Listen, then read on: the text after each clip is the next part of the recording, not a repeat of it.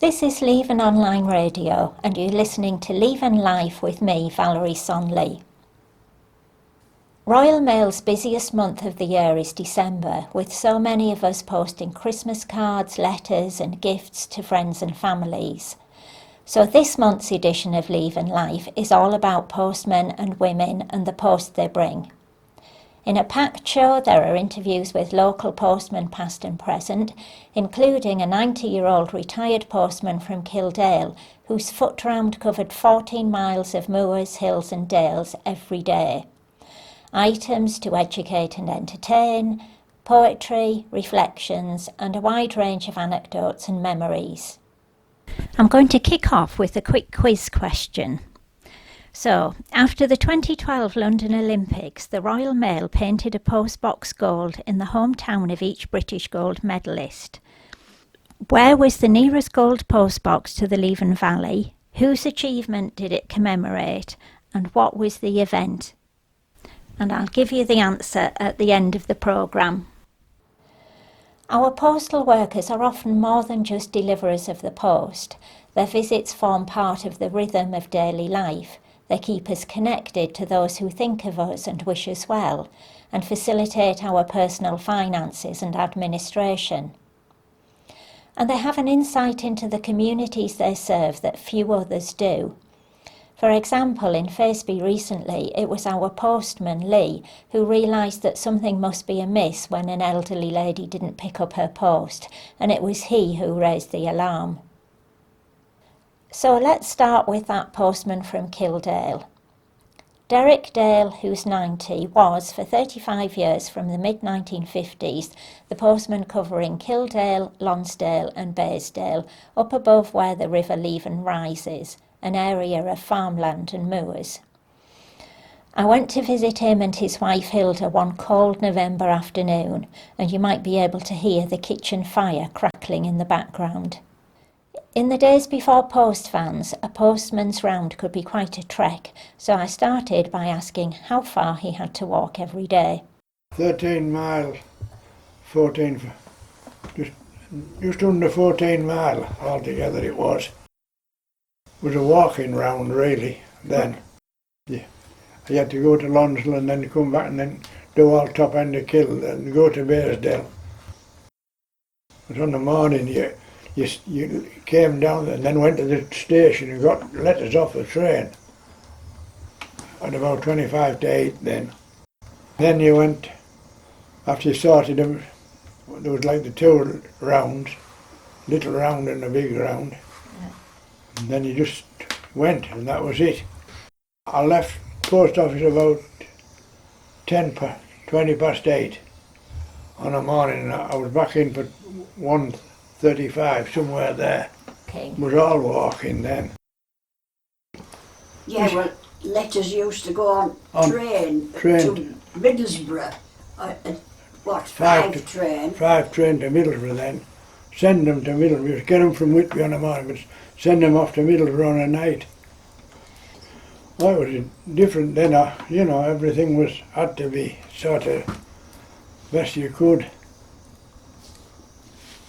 So did you used to have certain places where they might give you a cup of tea or something? Well, I used to get a cup of tea at my last place I went to, Allis. And of course, I had my 10 o'clock on my way round. Yeah. I lived in Little Kildare when I first started, our folks. And then I was here, weren't we?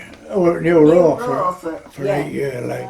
And so I did Lonsdale and come back down, did New Row and had me 10 o'clock sitting there, then went on. Home, like, Yeah.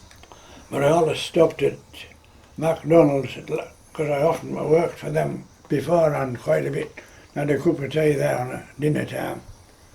And off sometimes killed time, so you didn't get back to the post office over soon. You'll be telling tales. We had to sign on and off every day on book, yeah. You didn't want to be signing off too soon, else They might have chopped your your hours down. All right. Oh, I had a bloke come from Whitby to walk around with me. Was he like an official from the post office to check on how you were doing? On round, yeah, check on the things. We were got halfway around, he'd had it. Then I was finished from half past one, like 25 past one till 4:45, till I did letters again for night, you see, 4:30 time. I had a split shift. But he used to get Then I letters off emptied letterboxes at tea train time. and then empty letterboxes at round about 4:30, 4:15 or so. And take them to post Take office. them to post office, get them bagged up into the post bags, and Then send them to Middlesbrough. then he had to come down and wait at the station for train to put them on to go to Middlesbrough. What, 5 train? 5 train to Middlesbrough then. Send them to Middlesbrough. Get them from Whitby on a morning, but send them off to Middlesbrough on a night. Because I think most of the others seem to go the other way. Like from Commondale down to Whitby used to be different, didn't they? Yeah, They came same time on a morning. But they all went, theirs went that way on an afternoon. Didn't a mail van take them? I think that a mail van used to come round and take Common and Castleton and Danby right down Slack to Whitby. But I always had to go to Middlesbrough. I mean, I used to fill in other jobs as well. Stop and help, one or two of them. So what sort of things would you help with? I helped Pearson's with potatoing and such as that. Oh, right. I got my round chopped and then sort of finished, rushed to, then went and helped them a bit. So like farming jobs? And Yes, stuff yeah, like well, you used to stop Stop at Fred MacDonald's Baysdale at Baysdale and clip out and to clip clip sheep. sheep. At that time, yes. Well, I'd done all that before I took posting up. Dig a few graves in my spare time. in your afternoon Yeah. if you split shift? Yes. Right. Up at the church here. I did this presumably. one out. Yeah, so a bit of farming, a bit of grave digging. Yeah. Did you do anything else then? Sheep clipping. Oh yeah. Anything that was going. Then you did a gutter, didn't you? The West House draining, a good here, digging, you know.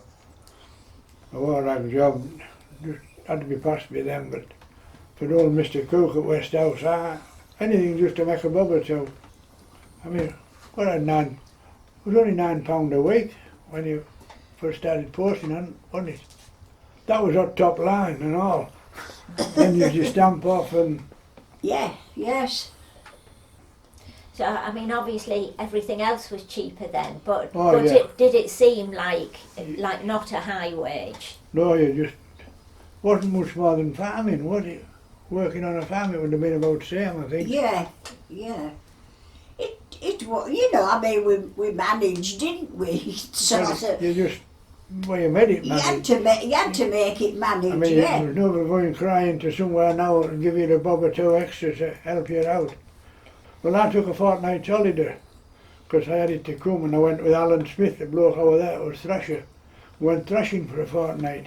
Right. That sounds like hard work for a holiday. Oh, it was. But, I mean, then you had a bit of money to, you know, do other things, because I smoked then quite a bit and all. And so, but you had to get where you could, like, so. And if you couldn't afford it, you didn't have it, like, so. If you wanted something new, you had to wait till you could pay for it. So when you look back then on your life as a postman, do you think on the whole it was a good job for you? Oh, it was it, yeah. I think it was. I think it turned out absolutely as good as I could have really Yes. got, like.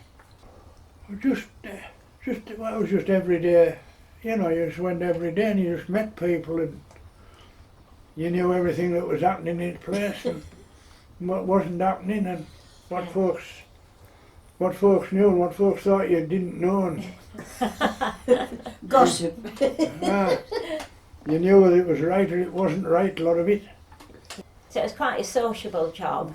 I mean, a lot of letters, I mean, you knew what they were when for you to give them to folks.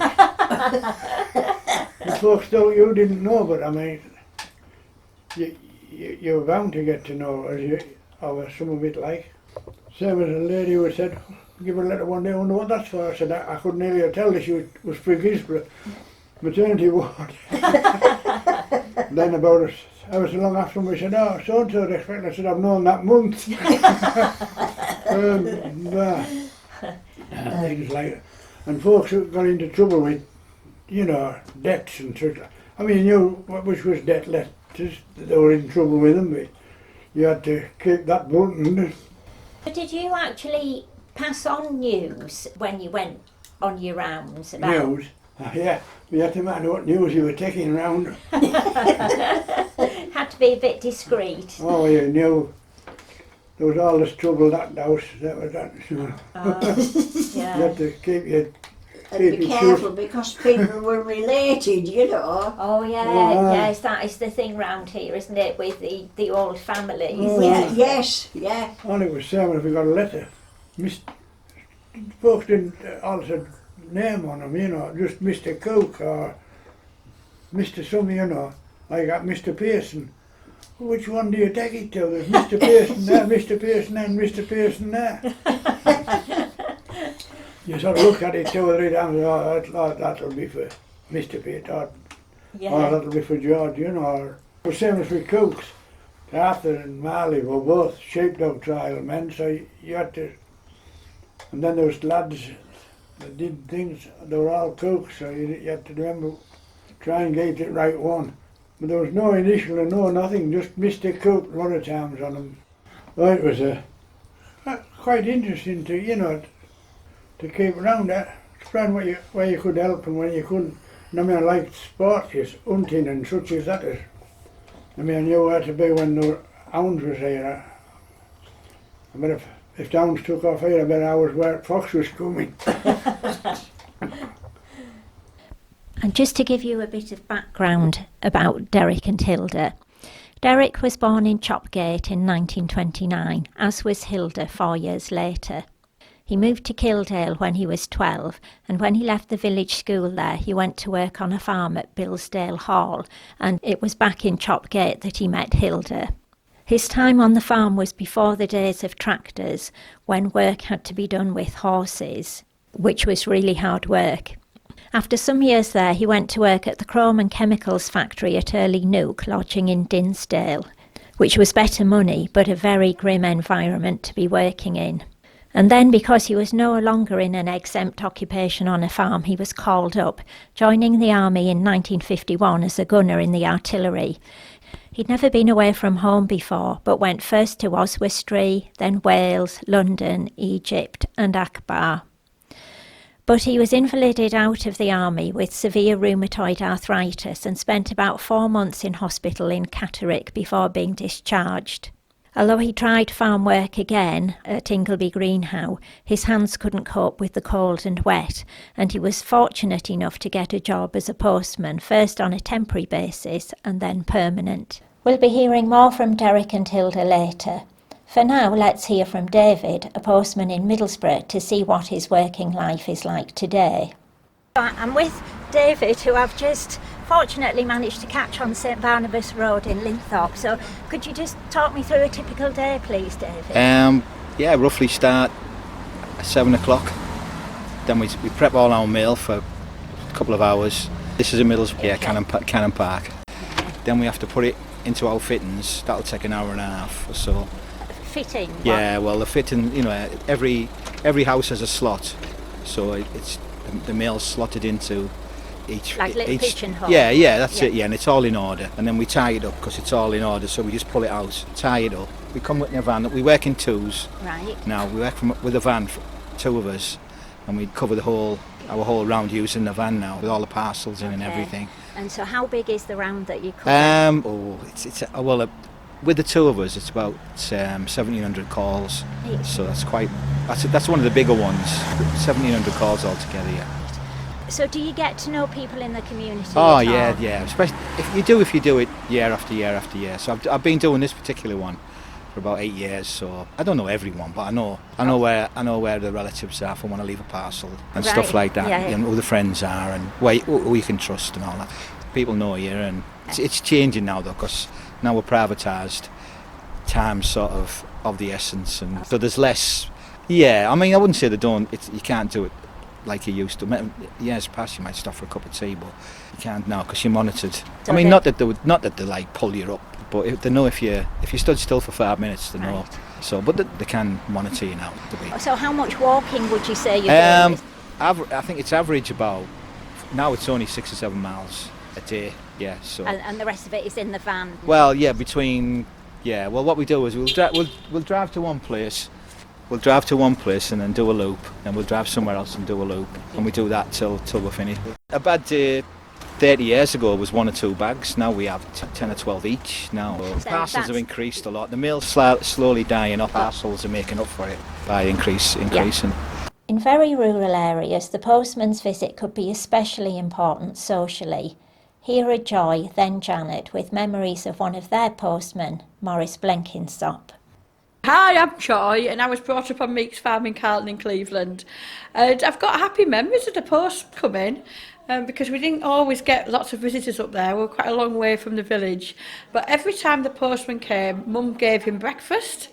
And so I grew up thinking that was the postman's job, to go around everybody's house having breakfast. I thought it was a great job, really. But we'd also found out all the gossip of what was going on and everything, which was wonderful, really. Yeah. And then my dad, he'd get his post, anything to do with the farm and that, and he'd just open this door and throw it in a room. He didn't really look at it. But I'm sure that my uncle used to sort it all out. Maurice Blenkinsop always came round with the post on foot. He didn't even have a bicycle. And he walked across the fields, across the stiles, cut across the quickest way from the tree farms, we call them. And he used to sort the post for Faceby on the kitchen floor in Alice Bensley's shop. It was a shop then. And he did it for years. I can't remember how many years, but we had a little party for him when he retired. That's lovely. So he was really part of the community. He was, Yeah. yes, he was. And he lived on the corner as you leave Carlton. As you go out of Carlton, there are 3 cottages, which are now 2 rather posh houses. And Maurice lived in the middle one with his mother. And listening to Joy's misconception about the postman's job just reminded me that when my daughter was very small, I once said to her, "Oh, look, Anna, the postman's brought a parcel for you." And she said, "Well, how kind, because he doesn't even know me that well." So where did our postal service begin, and what's the scale of it now? Here's Mike to tell us a bit about its history. In 1516, King Henry VIII appointed Brian Tuke as the first Master of the Posts. It was Tuke who built a formal postal network and established key post towns. Having said that, for the next 150 years the service was only for the King and Court, and it wasn't until 1635 that the postal service was opened up to the general public under Charles I. At that time, the costs for sending a letter were a bit different. Instead of the sender paying the postage, the receiver of the letter paid to get it. The cost was so high, though, that only the very wealthy could afford to use the service. The name Royal Mail was given to the service in 1784, when mail coaches became a familiar sight across the country. In 1821, steam-driven packets were introduced to deliver mail across the British Empire and Commonwealth, and in 1830 the mail started to be carried by train. In 1839 the payment system changed so that it was the sender who had to pay the postage, not the recipient.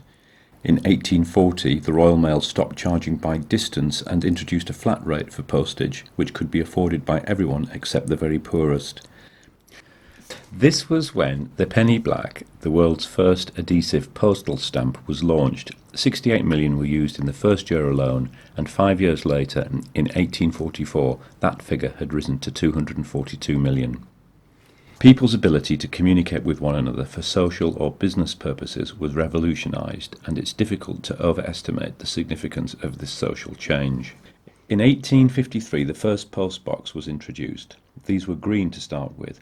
All new post boxes in England featured the initials of the reigning monarch, so currently that's designated as ER2. The very earliest say VR for Queen Victoria, and there's still one of these in use in Faceby, built into the wall of the Sutton Arms. I'm Janet Linfoot.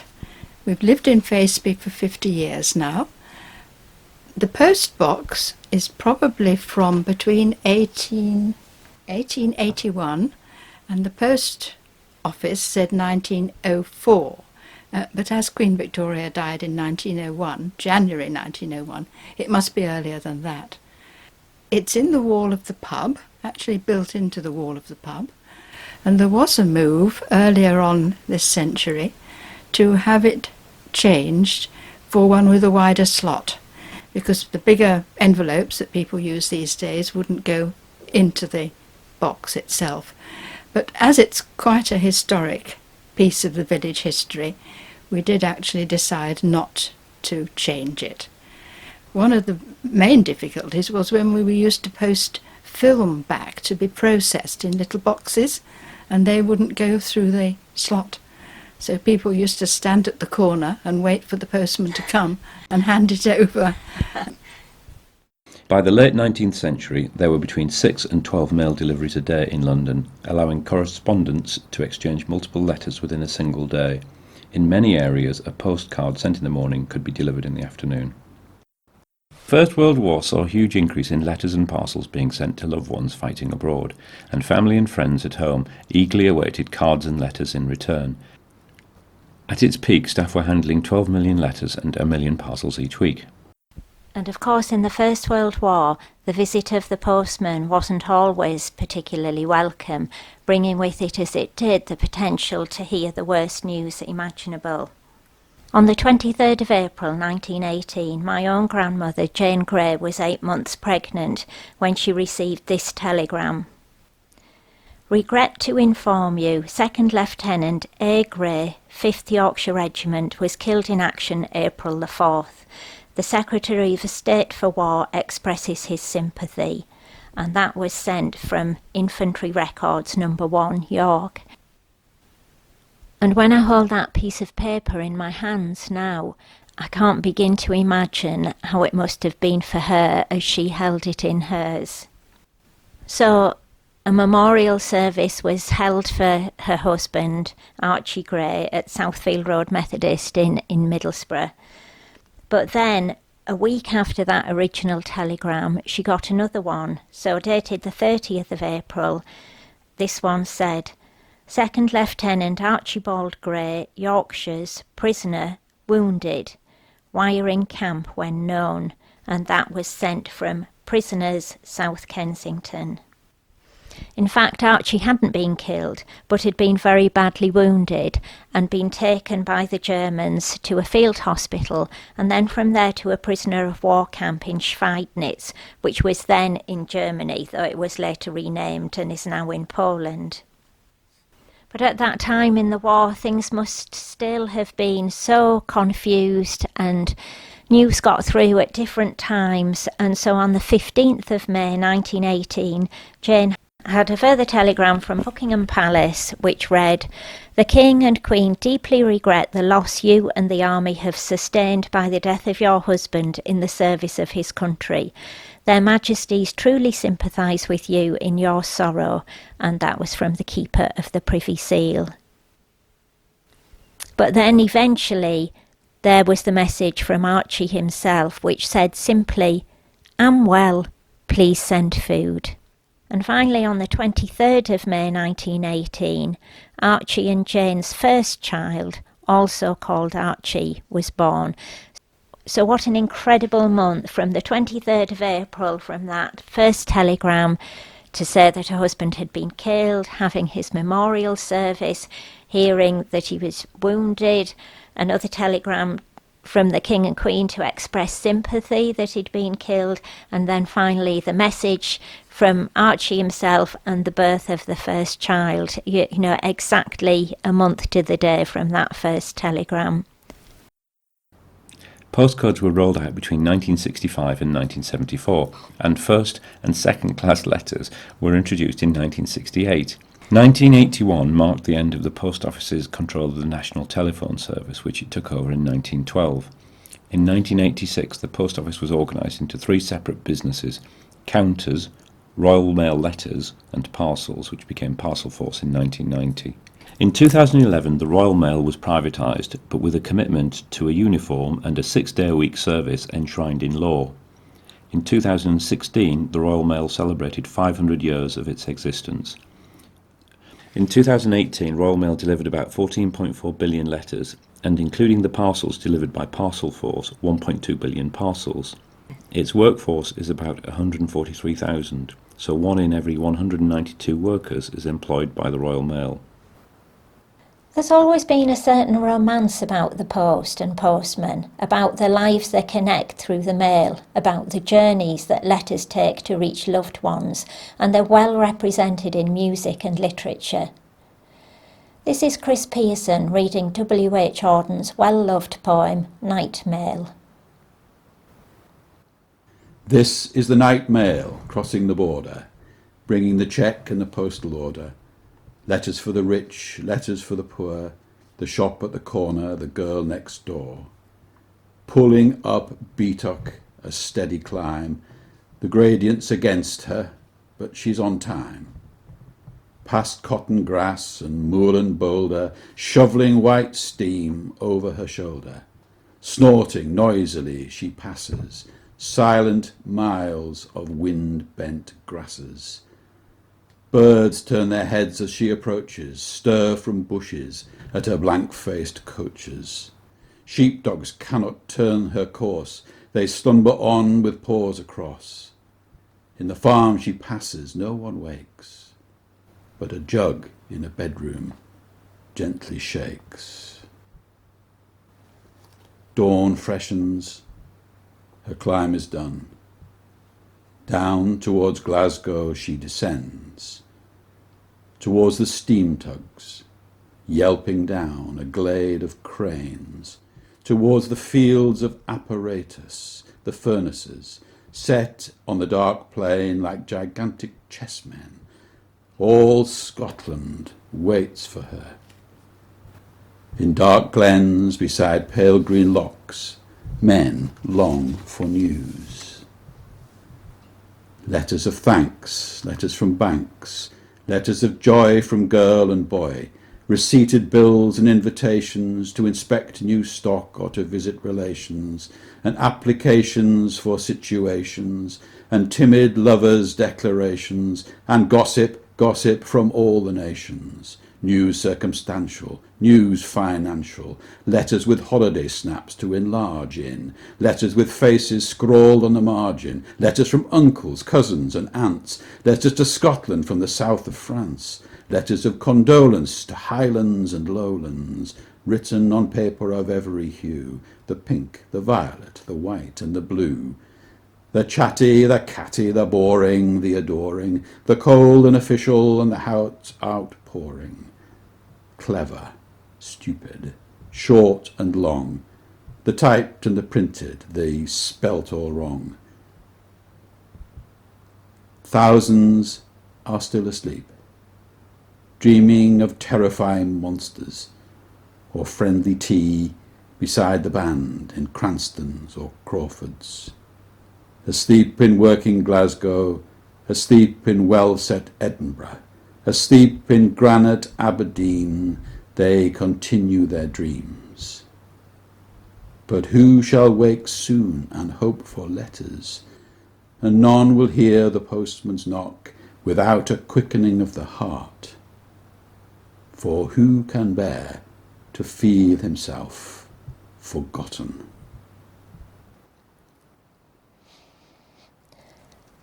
As the poem says, there's a whole range of letters we receive, letters of thanks, letters from banks, etc. Some are awaited with joyful expectation, and sometimes maybe with dread if it's going to be a big bill. But of course the thing about post is that it can bring surprises. As my father-in-law used to say, you never know what's hanging till it drops. And sometimes they're pleasant surprises, and sometimes less so. So here are Ray, Alison and Anne to tell us about some of their unexpected postal deliveries. When I was at Theological College in Bristol in 1967, I did 2 weeks supply work at a local comprehensive school where my wife was a teacher. It was the last 2 weeks of term, and as I say, I worked there for a fortnight. I thought nothing more about it until about 4 years ago, when out of the blue I had a telephone call from a company that said it was a tracing agency working on behalf of the teachers' pension service, and could I confirm that I was the Raymond Arthur Morris who had worked at this school in Bristol in the 1960s.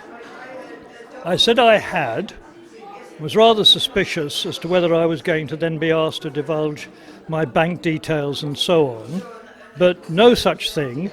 They simply said, now we have confirmed who you are, we will inform Teachers' Pensions.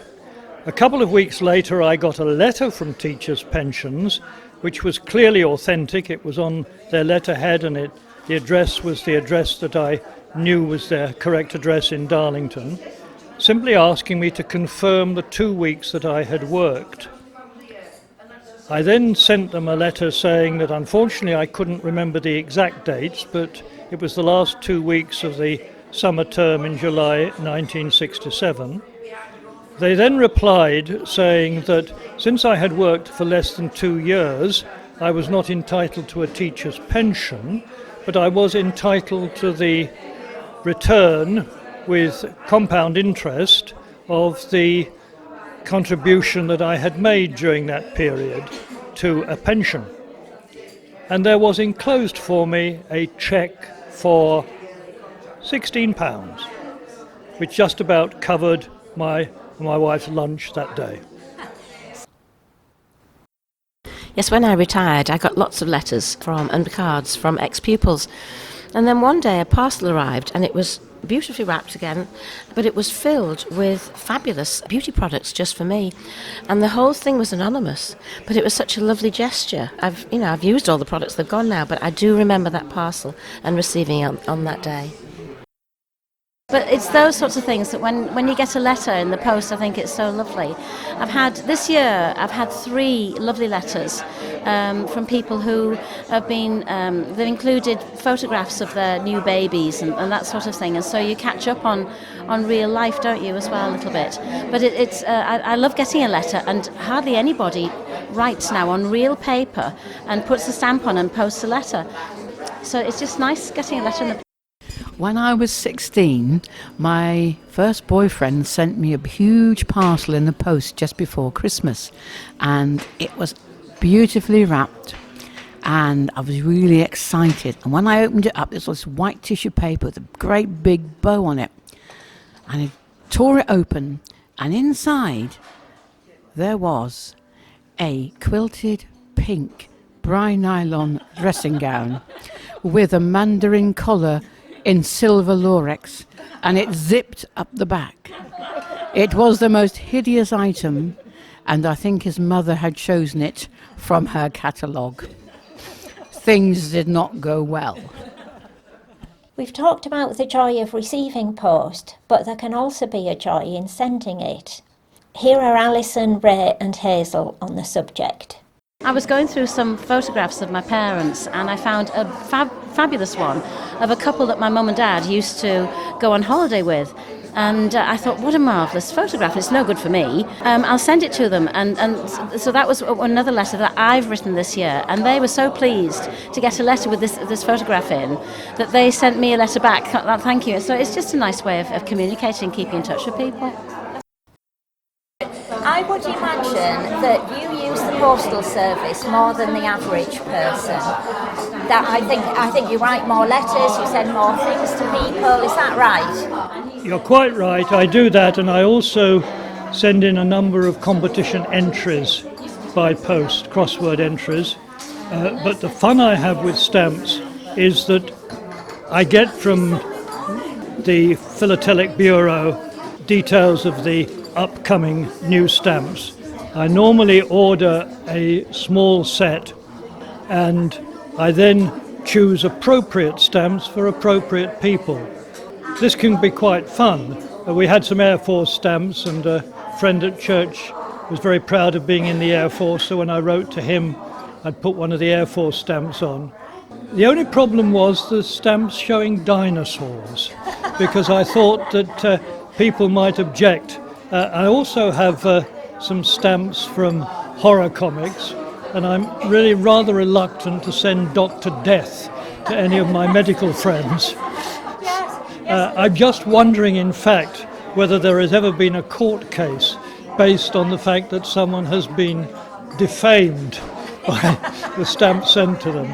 But they give me a lot of pleasure, and many of them are indeed art forms in themselves. So that's where I stand.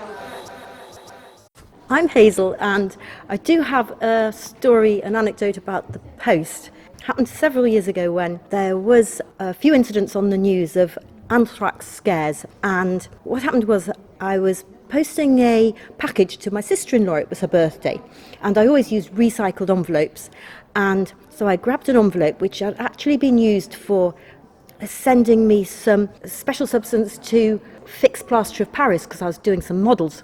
And so I bundled up the parcel and went down to the post office and posted it. I did a bit of shopping and thought no more of it. And I eventually got back home, and there was a massive van outside the house. And then I walked up the drive, and there were men in white protective clothing with masks on the doorstep. And so I was thinking, what on earth? And so they were quizzing me about a package that had been sent to my sister-in-law and who had sent it and what was in it. And apparently the whole of the Middlesbrough sorting office had been closed down because there was an anthrax scare. So I have to say it was rather embarrassing. They were really nice when I explained, what had happened. It had been a white powder, and it had leaked out of the sachets, I think, that it came in, and so it was a little bit sort of dusty and pumping white powder. In retrospect, it was probably not a good one to use. Oh, that's great. But I don't know what the neighbours thought. And now we're going to go back to Derek and Hilda. Walking 14 miles every day in all weathers was sometimes uncomfortable at best and could be highly dangerous at worst. So let's hear a bit more about that. Well, you just kept going. And if it was really, really bad, you maybe went Lonsdale one day and then Bearsdale the next day or something like that. But most times you were able to get round a lot. Oh, you knew everybody. Oh, most of them were, everybody was pretty even in them days, helped out if you want. When in bad weather, such as Bearsdale, you had more other stuff for Bearsdale than you had letters. Because if it was really bad weather, the yeast and stuff like that for baking, you took them that over. So it was more than just a post service then, by the sound of it. Well, it was then, and cigarettes and things like that, because a lot of them smoked, tobacco and all. What man at post office was sort of related to most of them in Bearsdale, and they knew what they wanted. Right. So that must have added a lot of weight to your sack then. Well, man, there wasn't so many parcels then. Little parcels, just little ones. Only less that being round with tea firm used to come round selling tea, and they used to send them out for £12 at a time, so there was quite a few of them.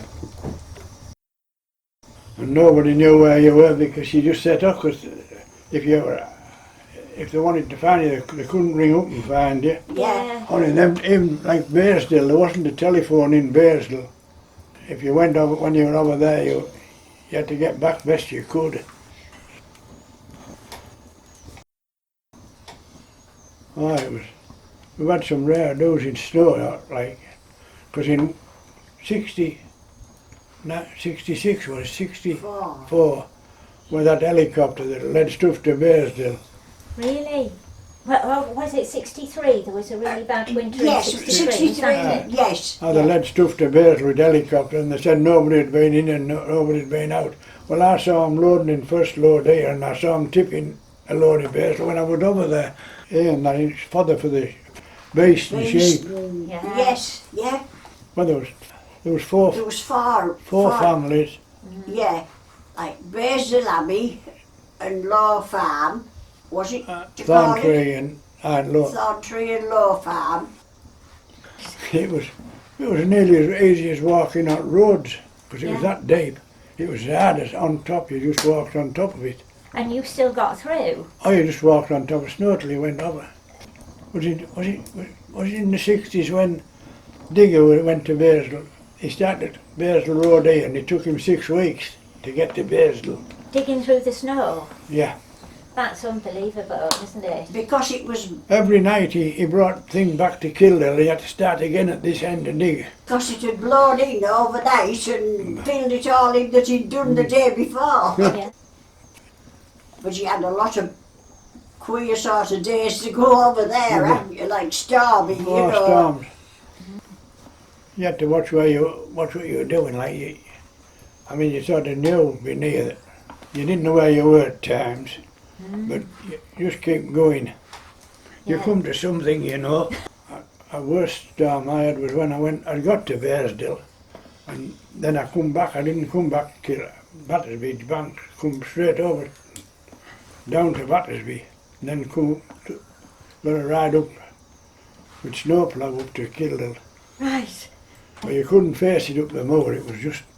And like you were saying though, if anything had happened, there isn't any way you could have called for help, is there? No, there's no way of helping. No, you just had to help yourself. When you got to Bairdsdale, you had to get back, you know, where Rob Mack did go looking for me once. That time when it was so bad. When I come back with Battersby, he went looking for me. He got on a tractor and went up as far as he could get and then stopped. And he was lucky because Pete Dent, old Pete, was at farm here then, and he went to Finn Rob, and he went with another tractor, and when he got to his other one, he walked up and he just bumped into him, and Rob had it, because that night when I brought letters in, Rob still sat in the kitchen. He just about had enough when Pete found him. Well, I just used to get on, you know, and do what I had to do, and well, sometimes it was a bit worrying in winter time when weather was bad. If it got past 1:30, well, then I used to begin to wonder where he was. I know you were often late back, weren't you? Yes. In bad weather, you bad weather, you had to allow more time, like, yes. And then, of course, he didn't sign off then at 1:30. He had to sign off when he landed back. But you didn't get paid any extra. Oh, well, no. Well, only time you could get overtime was at Christmas. Oh, yes, yeah. So how big a difference did Christmas make to your work? It made a heck of a difference because you never got stopped. Because when mail come on train, sometimes I had to borrow one of them railway barrows to take it up to the post office. There was that much of it. And then when we got it sorted, I'd take one load and do London and then come back and get some more. You couldn't carry it all, like sack over your shoulder. And there was no weight limit then on it, like there is now. You having to carry above so much weight. So did you suffer at all? Yeah. No, I don't think No, I don't think you suffered much that way, no. No, I think you just found out how to do it easiest. Well, you did go on raise a horse, didn't you? Oh, Next door, Ray Addison was next door, and he had a hunting horse, you know. And so if weather was pretty, a bit road was open with snow, maybe a bit this deep snow, come and get Ray's horse and go to bed and then back on that. But nobody had to know. Right. Postmaster didn't like it, so I never tell him what we were doing. Well, if you tumbled off or something like that, who would be to blame for it? Like I one Christmas when Alan Snaith lived at Bairdsdale. He was a keeper at Bairdsdale first, and telephone wouldn't go. Then he rung up had I set off. She said no. I was on my dinner before I set off to Bairdsdale, Christmas Eve day, and give us a ring when you set off. He met me halfway, but about that deep in snow, and he took all letters for Bairdsdale off me. Met me halfway up Bairdsdale Moor. Because we didn't know how they'd do if he was taking letters. So they'll have to come to our house for him. So were there many days where you just felt really miserable? The weather was bad? Well, I don't know you. You looked out in the morning and thought, oh, but you know, yeah, you knew you had to go. Yeah, so... You couldn't cry off sick. And we hadn't telephone in to ring post office and say, oh, I'm not very well, I can't come. So you had to show your face and then I never used to go in post, just go so you could see it through the window and you put your hand up. Then I went straight down to train, for the train. Many way in winter, A lot of winters you had to walk from New Road to Kildale. You couldn't get on, if you'd had a vehicle, you wouldn't have got with the vehicle at that time of morning. Because just now, they hadn't anything to shift snow like they have now. Because when we were at New Road, there was a United bus had built top of all bank. We walked over top of it every morning when you went coming to Leopard and get letters. It was under snow. So at the other extreme then, there must have been days in the summer that were hard work as well. Well, in summer it was different altogether. It seemed to be all as hot and all in summer. Better weather then than what it is now. Yeah. So did you have a uniform? Oh yeah, blooming real thick hard stuff, wasn't it? Yes, sort of coarse, you know, coarse. Real coarse. Wasn't it near like army tunic, you know? Oh, they were heavy. Yes, he used to have trousers and a coat. And a jacket, I mean a jacket, you know, and then a top coat and waterproofs. Yeah, like all post office stuff. So in the summer then, could you just have a shirt on? Not really, but... But when nobody would see Look you, yeah. Yes, oh yeah. Oh, you did what you pulled all sorts of stuff. Suppose I'd one of them peak caps then I hadn't. You were supposed to always wear your cap, but I carried it in my bag. Because lots of the postmen you see now, they wear the shorts a lot, don't yeah. they? You know, Yes, we have one comes round here Here he in comes shorts. in shorts, huh? yeah, very informal compared to how smart you have And to they did be. fetch us a thin... A thinner suit for summer, Aye, and then you had a thicker one for winter. yeah, But it wasn't it sort of grey colour, not navy like his winter suit was. Yeah. It was grey, yeah. so there was like a brown denim, weren't there, them jackets at finish and all. Yeah, I forgot what he Oh, finished really? with. Like army colour, you know, that real thin Khaki. khaki. No, it was grey. Well, you call it grey. You. But they were thin, yeah, they were all right when they did come out with them. But before that you had your blooming tunic on it. All year round. All year this round, thick yeah. tunic. Let's go from a postman's life of yesteryear to a more recent working life. Phil just recently retired after 38 years as a postman in the area. Here are some of his more humorous recollections as recounted by Leslie, his wife. Saying about a story there, he went to a house once and he knocked at the door and he had a parcel and there was no answer. So they were always told they could put things in the garage or something if they weren't in. So he put this parcel in the garage, shut the door, but the bloke from the house was in the garage, so he shut him in for 6 hours. He didn't know he was in the garage, he shut the door, he was in there for 6 hours. And then another time, Phil was walking along and it was snowing, and he slipped in the snow, and he thought, oh, my trousers are wet, you know, and anyway, he carried on doing his round and that, and he thought, oh, I feel wet. Anyway, he got in the car, and he thought, oh, what's that smell? Anyway, the wet turned out to be dog muck. He'd fallen in dog muck. It was all down his trousers and everything. When he got in the car, it was all on the car seat and everything, so he had to wash all the car out. Phil's got quite a weak stomach, so as he was washing it out, he was like heaving, so he said, how was a carry on? Another time he fell again in the snow and banged his head, but he couldn't get his hands out of his pockets quick enough, so he just went down on the floor, and he didn't have a whacking bump on his head, because the school phoned me up, because it was outside Paul's primary school, and I was at work, and the school phoned me up and they said, oh, we've got your husband here in the office, because you always expect it to be about your child, don't you? And I had to go and pick him up because of this big bump on his head. But carry on, hang on, he's thinking of another one. Oh, yeah. He said once he was walking along and he jumped over this, like a fence thing, like to get to this house, and there was like a trench on the other side, so he just like went down, you know. So, he's got a couple of funny stories. Another time he had to deliver to quite a rural area. That would be appropriate for you now. And he was chased by goats. And to go and started chasing me. So he's had out everything. Another time he was delivering to a school, and again it was snowing, and he was pelted with loads of snowballs with a group of kids. Let's get the postman, and he had to hide behind the wall, and all these snowballs were coming over. So, another story, he was, this is a friend of his, not him. He went to this house with a bunch of cards, and he thought, oh, I'll sing a happy birthday, and he started, happy birthday to you, da, da, da, da, da. And the woman said, oh, she said, actually my husband died a few days ago, they're actually sympathy cards. So that went down a storm too. So yeah, he's got a lot of stories really. And here's another reminiscence from Anne.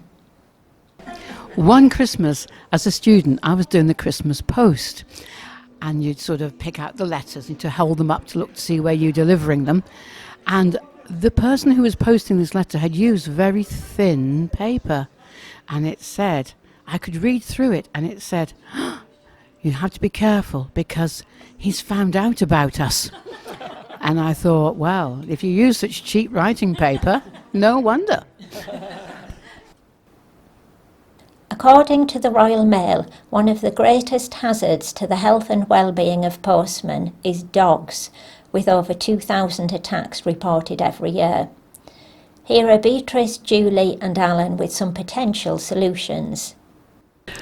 My next door neighbour is a lovely man, and he plants lots of vegetables in his front garden, and we often used to go across and speak to him and bring anything that was delivered to our house, like Amazon parcels and things like that. And then one day he got an Alsatian dog, not just an ordinary Alsatian dog, but a massive Alsatian dog, and people with dogs refused to even walk past his house because this dog barked so much. So much so that I refused from then on to enter their garden for fear of this creature. And I would phone Zach, our neighbour, on my mobile to tell him to come and collect his parcels if anything got delivered. Then one day the postman came to our house with parcels for our next door neighbour and said he also felt the same way and couldn't go to the house. So the neighbour at that point decided to construct a mailbox outside his front gate for people to deliver all his post, and from then on he now receives his post on time. So the moral of the story is, don't get a huge Alsatian dog because nobody will come to visit you. Okay. Our neighbour has a dog, and obviously postmen and dogs, there's a bit of a history going on there. So whenever there's a new dog, whenever the neighbour has a new dog, or we have a new postie, they are introduced formally, so there's no hassle. And then the postie is given dog treats to give to the dog, so whenever the dog sees the postman, he knows he's going to get a treat, doesn't need to bark or attack him. Right, well, isn't that a good idea? It's very good, yeah. The answer to many a postman's problems. Yes, dog treats. Saved a few fingers. Yeah. Hello, I'm Alan from Carlton in Cleveland, and we've got a little border terrier dog called Bevan, and Bevan loves our postman.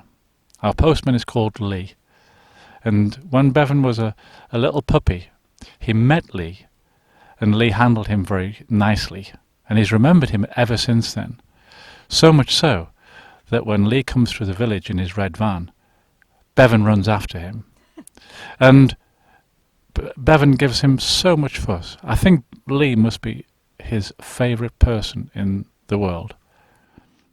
Rather than the usual view of dogs attacking postmen and biting their legs, Bevan adores Lee and gives him lots of fuss and rolls over for him and climbs his leg, and Lee gives him a lot of fuss in return. So it's a very nice relationship that the two of them have. Well, as we near the end of the programme, I asked Chris for a brief reflection on the significance of the post, so here he is. I sort of say 3 cheers for postmen, really, because they're the agents of, like, what's left of a physical world. I mean, so much of this world isn't physical anymore. It's out there, your emails or your think even music, which used to be on records and on CDs, it's all kind of out there in a very non-tangible kind of a way. And yet a letter, that's a thing. It really, you can hold it in your hand. And, if I think about our love letters, we've got a whole box of love letters, right back from 40, 50 odd years ago, really. All still there. And every single one of those only exists because of the postman that brought it. They're the people that make that physical world work. So they're a major part of our heritage, and I think they've played a significant role. And I'm very grateful, really, for postmen past, for what they've done, and I hope that heritage lasts a long time in the future. Because there is something really significant about getting a letter that somebody has taken the time and trouble to write to you. And it has handwriting. And there are some of our love letters, I must confess, that have got tear stains on them. Oh. And they're there. Now, you never get that on an email. You can't have a literally tear-stained email. But because this thing is physical, there it is. And so you've got the marks of someone's hands. Well, did they write it? Did they press on hard in the paper so that it's all crinkly, or are they very in control and it's all neat? So there are dimensions to communicating with one another that can only come through in a physical world. And also in terms of, like archives, historians, I don't know how they will cope with the kind of vast emptiness of a digital world. But there's nothing to dig up, as it were. Whereas the archaeologists of the future, as it were, certainly if they go rifling through the things in my attic, will find physical objects which will tell them a great deal, I think, about how life was. And it worked because of the postman. It worked because every single day somebody slogged away to move all these letters up and down the country. And they made their contribution to history, I guess. It is. It's a wonderful system, isn't it? And long may it continue. And we may reinvent one of these days, probably hopeless optimism, but we may fall back in love with a physical world. We may kind of want to get our letters back. In the same way as people sort of want to get vinyl records back, because there's something about the physical tangibility of stuff which just adds such value to them. Maybe we want to get some physical tangibility of stuff back in the things we say to one another and the way we sort of do our communications. Thank you, Chris, and thank you to everyone who helped with the making of this programme. We really do have a lot to be grateful for the postal service we enjoy and the postal workers who turn out in all weathers to keep us in touch with one another. And finally, I'd just like to return to the haunting last line of Auden's poem, "For who can bear to feel himself forgotten?" And maybe just encourage us all to send a card or letter to somebody this Christmas to let them know that they haven't been. So farewell from Leven Life for 2019, and we'll be back in January. And the answer to the question about the location of the gold post box was Apsley Way, Ingleby Barwick, or Ingleby Barrack as it used to be known before it turned into a huge housing development. And the gold post box was to celebrate the achievement of Kat Copeland, who triumphed in the women's double scull alongside her rowing partner Sophie Hosking. So you've been listening to Leven Online Radio. And this is Leven Life with Val Sonley.